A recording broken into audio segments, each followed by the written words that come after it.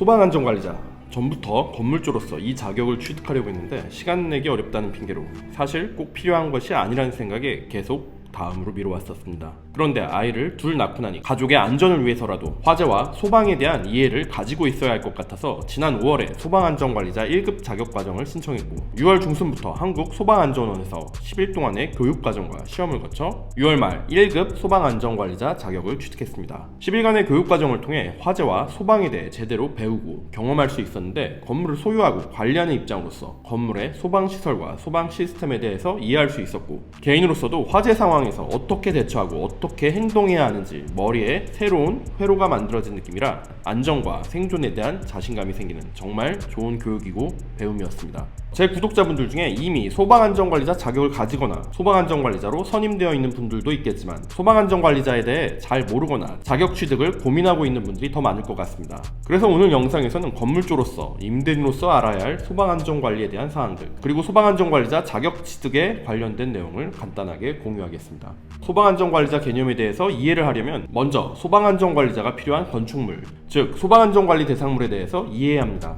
건축물은 다음과 같은 기준으로 소방안전관리 대상물로 구분됩니다. 특급, 1급, 2급, 3급. 집합 건물이 아닌 1급 이상의 대형 건물을 개인 명의로 소유하신 분들은 정말 드문 경우일 테니 건물을 소유한 대부분의 건물주들의 경우 대부분 2급에서 3급에 속할 겁니다. 또는 소유한 건물이 연식이 오래되었다면 소방안전관리 대상물에 속하지 않을 수도 있겠죠. 이러한 구분에 따라 특급 소방안전관리 대상물이라면 특급 소방안전관리자를 선임해야 하고 1급 소방안전관리 대상물이라면 1급 이상의 소방안전관리자를 선임해야 합니다. 앞서 말한 것처럼 소방안전관리 대상물이 아니라면 소방안전관리자를 선임할 필요가 없습니다.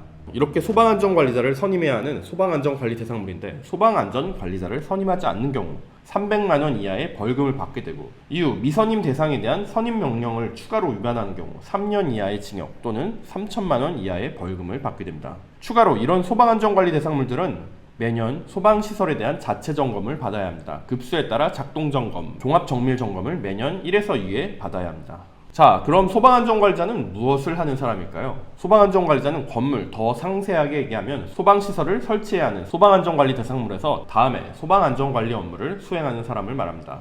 1. 소방계획서의 작성 및 시행. 매년 12월 31일까지 차년도 소방계획을 작성해야 합니다. 2. 자위소방대 및 초기대응체계의 구성, 운영 및 교육. 건물 규모에 맞게 자위소방대를 구성하고 훈련하고 교육해야 합니다. 3. 피난시설 방화구역 및 방화시설의 관리. 4. 소방시설이나 그 밖의 소방 관련 시설의 관리. 5. 소방훈련 및 교육. 주기적으로 건물 점유자나 사용자들에 대해서 소방훈련과 교육을 실시해야 합니다. 6. 화기취급의 감독, 보일러, 난로, 가스시설 등 화기 사용에 대해서 감독해야 합니다. 7. 소방안전관리 업무 수행에 관한 기록, 유지. 매월 1회 이상 작성 관리해야 하고 정비사항이 있을 경우 즉시 관계인에게 보고해야 합니다. 8. 화재 발생 시 초기 대응. 불이 나면 초기 소화를 수행하고 소방기관에 알리고 경보를 해서 피난을 유도하고 필요하다면 구출까지 해야 합니다. 9. 그 밖에 소방안전 관리에 필요한 업무. 소방서 업무나 화재 안전 조사에 협조하고 주기적으로 교육을 받아야 합니다. 해야 하는 일이 상당히 많죠. 2022년 12월 1일부터 현행 화재 예방법으로 법이 강화되면서 기존 7개 업무였던 것이 9개 업무로 늘어났습니다. 각 업무에 대한 자세한 사항은 소방안전관리자 교육을 받으면 상세히 알 수 있는데 제가 영상을 통해 설명드릴 것은 아니고 궁금하신 분들은 화재 예방법 제24조를 참고하시면 좋을 것 같습니다. 그런데 소방안전관리자가 위 모든 업무를 다 하는 경우는 실제로 드뭅니다. 대부분 건물에서 엘리베이터나 전기에 대해서도 관리 업무 대행을 맡기듯이 소방도 대부분의 건물들은 소방시설 관리업체가 그 관리를 대행해주고 있습니다. 모든 건물이 이렇게 할 수 있는 것은 아닙니다. 특급과 1급 소방안전관리 대상물 중 지상층의 층수가 11층 이상이면서 연면적 1만 5천 제곱미터 이상이거나 아파트인 경우 소방안전관리 업무에 대해서 대행을 맡기는 것이 불가능합니다. 이런 대형 건물들은 모든 소방안전관리 업무를 자체적으로 직접 해야 합니다.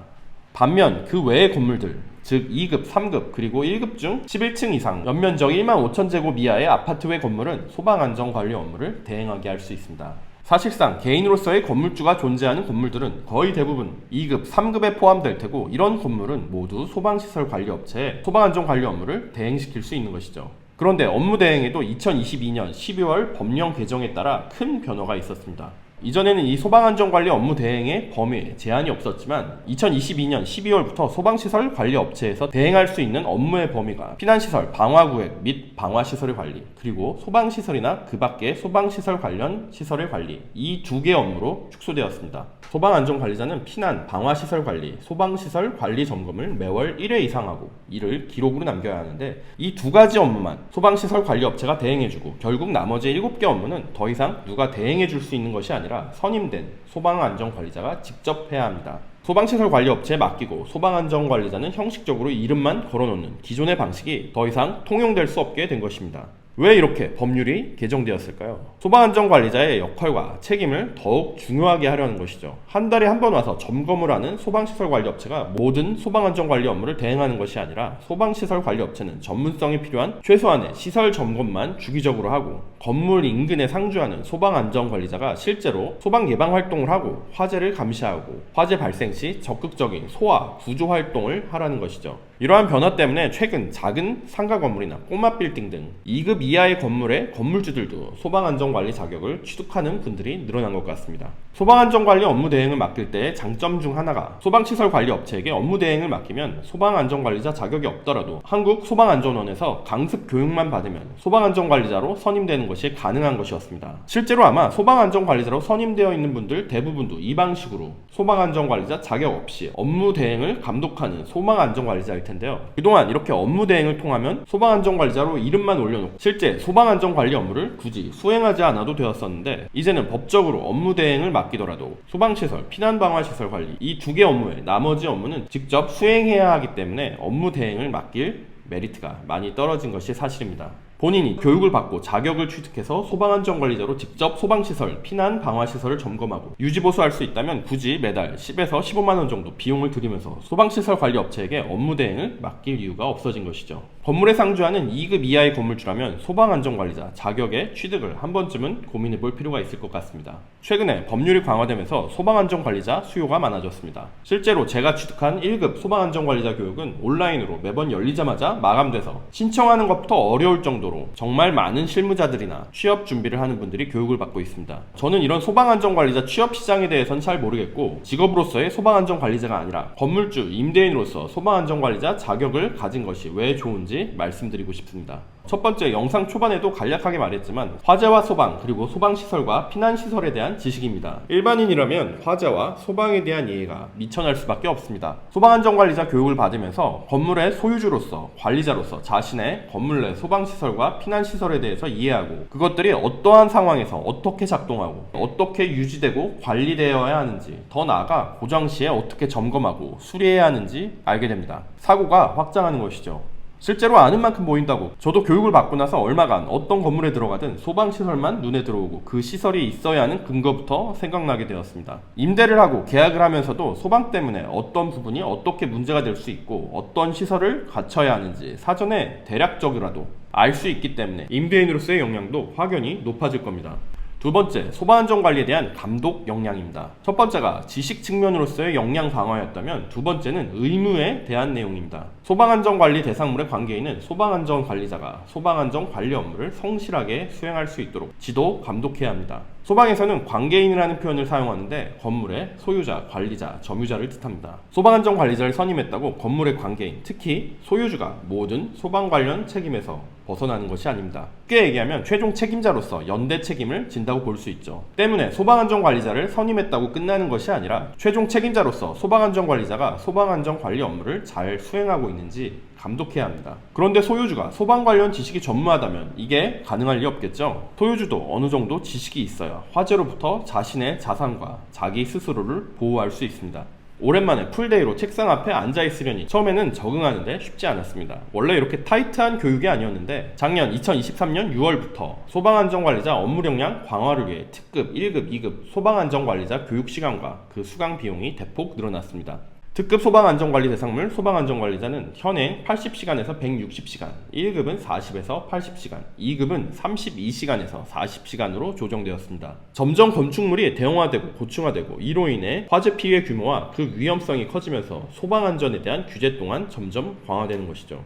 교육 시간도 늘어나고 배워야 할 지식도 늘어나고 그 결과 자격시험 난이도도 일정 부분 올라갔다고 소방안전원 직원께서 말씀하셨습니다. 화재 피해가 점점 많아지고 커지는 이런 추세라면 아마 몇 년 뒤에는 또다시 더욱 강화된 교육과정과 자격 기준을 갖게 될 수도 있을 것 같습니다. 그러니 기회가 된다면 따두는 게 좋겠죠. 저는 1급 소방안전관리자를 따기 위해 1급 교육을 들었는데 교육생의 대다수는 50대, 60대 분들이었습니다. 2급 교육과정도 다른 층에서 진행 중이었는데 2급도 마찬가지로 대다수가 50대, 60대 분들이었습니다. 1급의 경우 실무자분들이 대다수라 각종 산업의 기사, 기술사 분들도 꽤 있었지만 소방안전관리자 교육 내용이 어렵거나 시험의 난이도가 있다고 보기는 어렵다고 개인적으로는 생각했습니다. 1급의 경우 자격시험 합격률이 작년까지는 30% 정도였고 최근 교육기간이 길어진 후에는 40에서 50% 정도까지 올라온 것 같은데 시험 그 자체가 어렵다고 말하기는 어려운 것 같습니다. 저도 인문계열 출신이라 처음에는 여러 소방시설과 관련된 기계들의 구성과 작동 원리에 대해 이해하는 것이 어색했지만 몇 번 계속 보니 충분히 이해할 수 있는 내용이었습니다. 1급의 경우 50문항을 60분 동안 풀고 70점 이상 받으면 합격인데 저는 30분 만에 풀고 나왔습니다. 문제를 풀다 보니 70점은 당연히 넘겠다 싶어서 풀다가 몇 개 헷갈리는 문제들도 그냥 재검토 안 하고 나왔습니다. 그 정도 난이도라는 것이죠. 누구나 수업을 잘 듣고 교육 후 복습을 매일 1시간씩만 한다면 충분히 합격할 수 있는 시험이라고 생각합니다. 시험에 합격하지 못하더라도 한 달마다 시험이 계속 있어서 추가로 더 공부하고 재시험을 통해 합격하면 되는 것이라 누구나 노력만 한다면 1급도 충분히 가능하고 2급은 굳이 난이도에 대해서 걱정하지 않아도 될 것 같습니다. 소방안전관리자 교육을 받으면서 자격 취득만을 위해 시험 합격만을 위해 공부하시는 분들도 많이 있었는데 저는 사실 자격을 위해서 교육받고 공부한 것은 아니기 때문에 다른 분들보다는 조금 더 배운다는 것에 중점을 뒀던 것 같습니다. 사실 건물주, 임대인으로서 꼭 있어야 하는 자격도 아니라서 자격을 위해 소방안전관리자 교육을 받으라고 말씀드릴 수는 없겠지만 살면서 한 번쯤은 화재와 소방에 대해서 자신과 주변 사람들의 안전과 생존을 위해 꼭 받을 필요가 있는 교육 아닌가 하는 개인적인 생각입니다.